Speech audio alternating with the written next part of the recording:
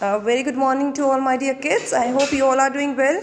So as if you have now completed with your second assessment, and let's move on with our annual portion. So today here I am to make you study with the subject English literature, that is what you call English 1, and the book which we are referring is term 2, and the chapter is lesson number 2, Judgment of a King on Real Mother, page number 5858. So this is an interesting story, and through this story you will come to know the story about the king and his judgment. So what is the meaning of judgment? यानी decisions लेना और जज करके proper decisions सही decisions लेना, उसको कहते हैं जजमेंट। सो ये स्टोरी जो है एक किंग के बारे में है हु यूज्ड टू जज and give the decisions for the people of the place where he was the king of. And the story is related to the real mother. Sounds interesting, isn't it? So let's know more about the story. So my dear kids, let's start. Wherever I am reading, you have to put on with the finger. Okay, after completing this lesson, make sure that you read well with this chapter 3 times at home. Underline the hard words and write it neatly in your English 1 notebook. Okay, and don't forget to fold one paper and mention an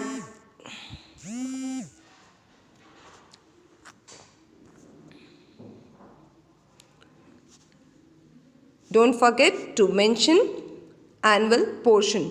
Okay, after that you have to label with the proper topic and date and the chapter number. Okay, and then write the hard words, word meanings given in end of the lesson of this chapter. Okay, and objectives you have to do in the textbook. Question answers whatever I'll be sending you have to do it in your notebook. So let's start. Put the finger where I am reading. Okay, once there ruled a wise king in Israel. Israel is one place, a country.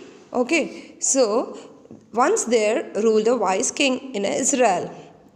So एक बहुत ही ईमानदार सा king था, राजा, जो rule करता था, और वो कौन सी प्लेस थी? The place was Israel. He was famous for his wisdom and justice. और वो फेमस किस लिए थे राजा? उनकी इंटेलिजेंस, विजडम यानी बहुत ही होशियार, अक्ल यानी ही वॉज इंटेलिजेंट, और जस्टिस यानी न्याय. वो कभी किसी के साथ अन्याय नहीं करते थे और सही डिसीजन लेके हर किसी के साथ में वो न्याय करते थे. All the people loved him and respected him. और जितने भी लोग जो राजा के अंडर में रूल हो रहे थे, वो सब लोग इस राजा से बहुत प्यार करते थे और उनकी रिस्पेक्ट करते थे. One day when the king was sitting in his court. एक दिन कोर्ट यानी जहाँ पे राजा बैठता है और जहाँ पे सारे डिसीजंस और प्रॉब्लम सुनता है, उस सभा को कहते हैं court. So one day when the king was sitting in his court, 2 women entered and stood before the king. एक दिन जब राजा अपने कोर्ट में बैठे थे, 2 और थे, 2 women. यहाँ पे women क्यों आया? क्योंकि अगर सिंगल औरत या सिंगल लेडी होती तो वुमेन, और मोर देन वन है, इसीलिए यहाँ पे क्या यूज़ किया है? 2 women, यानी 2 औरतें एंटर करती हैं राजा के सामने अपनी प्रॉब्लम लेके. दे वेयर रियल सिस्टर्स. और वो दोनों कौन थी? दोनों ही रियल सिस्टर्स थी. दे वेयर वीपिंग. वो दोनों रो रही थी. वीपिंग यानी रोना. One of them had a baby in her arms. और उन दोनों में से एक के हाथ में क्या दिखाई दे रहा है हमें? एक बच्चा, a little child, a baby. They were shouting and quarrelling for the baby. वो दोनों आपस में चिल्ला रही थी और झगड़ रही थी. शाउटिंग यानी चिल्लाना, क्वारलिंग यानी झगड़ा करना. क्वारल यानी झगड़ा करना, आपस में लड़ाई झगड़े कर रही थी. किसके लिए लड़ाई झगड़े कर रही थी वो? For the baby. Both of them claimed to be the mother of the same baby. दोनों ही ये अधिकार जता रही थी. क्लेम यानी अधिकार जताना कि ये बच्चा मेरा है, तो दूसरी वाली बोलती है नहीं, ये बच्चा मेरा है. They wanted justice from the king. और इन दोनों को ही क्या चाहिए था? न्याय चाहिए था. किसके लिए? बच्चे के लिए। और किसके पास से? राजा के पास से, किंग के पास से। Each woman begged the king to give her baby. दोनों ही वुमेन्स बेग करी थी, बेग यानी भीख मांग रही थी कि राजा जी प्लीज़ आप मेरे साथ न्याय करिए, ये बच्चा मेरा है और मुझे दीजिए करके। It was very difficult case, ये बहुत ही ज़्यादा डिफ़िकल्ट केस था। All the courtiers were confused, सारे के सारे जितने भी कोर्टियर्स थे वो सारे के सारे कन्फ्यूज थे। Neither the king nor anybody else knew how to solve the problem. ना तो राजा को समझ में आ रहा था और ना ही और किसी को समझ में आ रहा था। बेटा कोर्टियर्स कौन होते हैं? जो राजा के नीचे जो सभापति या सेनापति ये जो लोग बैठते हैं ना, आपने देखा होगा टीवीज़ में, उनको कोर्टियर्स बोलते हैं। बट इस केस को लेके बहुत ही ज़्यादा डिफ़िकल्ट लग रहा था और ना ही राजा, neither the king nor anybody else, ना तो राजा और ना ही कोई और इस केस को सॉल्व कर पा रहा था। The king thought for a while and then asked them. राजा ने थोड़ी देर पहले सोचा और सोचने के बाद में पूछा, हुज बेबी इज़ दिस? राजा ने पूछा वापस कि ये किसका बेबी है? टेल मी द ट्रूथ, सच बताओ मुझे। It's mine, each one said. और दोनों ने एक ही बात बोली कि ये तो मेरा है। दोनों ने ये बात कही, I want to know whose baby is this. फिर भी राजा ने कहा कि मुझे ये जानना है कि ये बेबी किसका है। The king again asked angrily, राजा ने और ज़्यादा गुस्से में पूछा, one baby cannot belong to two mothers. राजा ने पूछा ये कैसे पॉसिबल है? एक ही बच्चा दो औरतों का कैसे हो सकता है?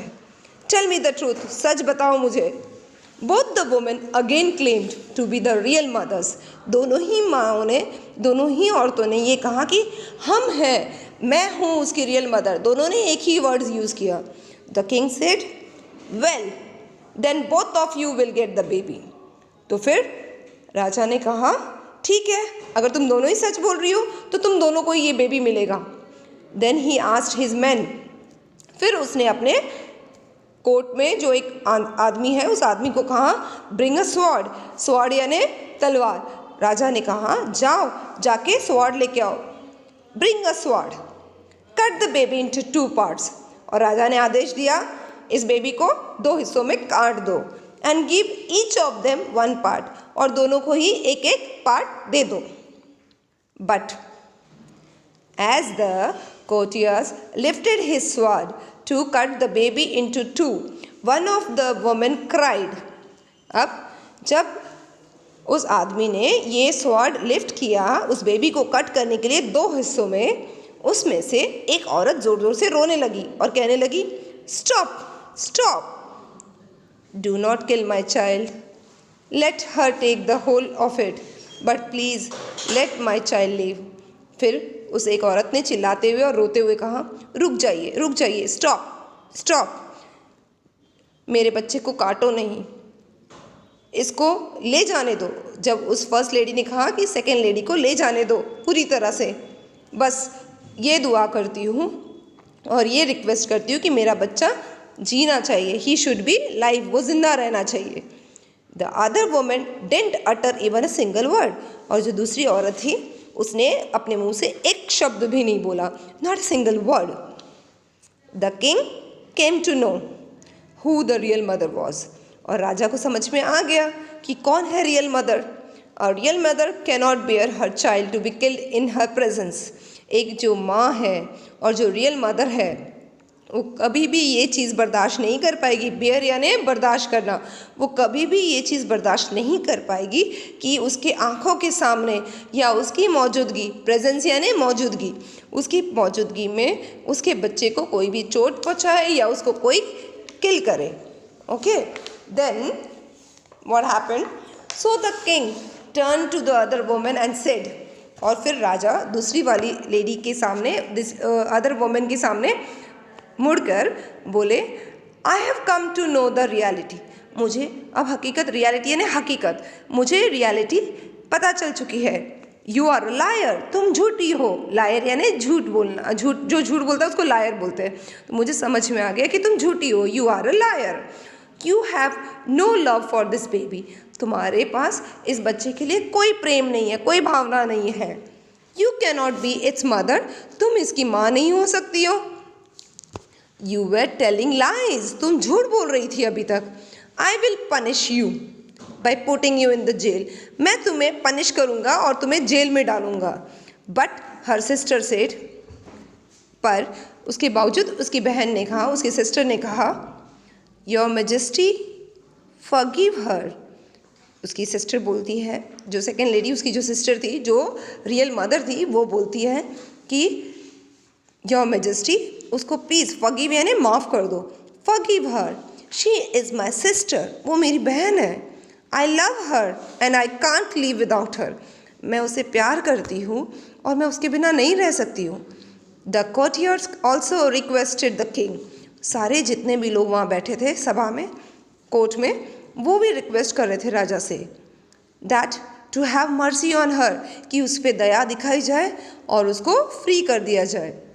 द किंग फॉरगिव हर, राजा ने उसको माफ़ कर दिया। And asked her to look after her sister, और कहा कि अपनी बहन का और अपने नेफ्यू यानी बहन का बेटा या भाई के बेटे को हम नेफ्यू बोलते हैं, ओके, और बहन का या भाई का बेटी जो होती है उसको नीस बोलते हैं। सो तुम अपनी बहन का और अपने नेफ्यू का, उसका दोनों का ख्याल रखोगी और उन्हें प्यार से रहोगी उनके साथ में। Both the women thank the king, दोनों ही वुमेन्स ने क्या किया, थैंक यू कहा, किसको, किंग को, एंड लेफ्ट द कोर्ट, और कोर्ट छोड़ के वो चले गए। दे नेवर क्वारल्ड, वो इन फ्यूचर कभी भी दोनों नहीं लड़ी with each other in the future, और भविष्य में उन दोनों ने कभी एक दूसरे से लड़ाई नहीं की और मिलजुल के रहने लगे। So what is the story, what is the moral of the story my dear kids? The moral of the story is that never say a lie, okay, झूठ कभी नहीं बोलना, because when you say a lie you have to speak 1000 times the lie to protect your one lie. एक झूठ को छुपाने के लिए आपको हज़ारों झूठ बोलने पड़ते हैं, बट अगर आप सच बोल के अपने सच को एक ही बार कमिट करो और अपने मिस्टेक को रियलाइज़ करो तो आपको माफ़ कर दिया जाएगा। Is it clear? So read the lesson very well, as I told you in the start, write the hard words after folding a page mentioning annual portion. Write the hard words and word meanings in your English 1 notebook neatly. Okay, take care.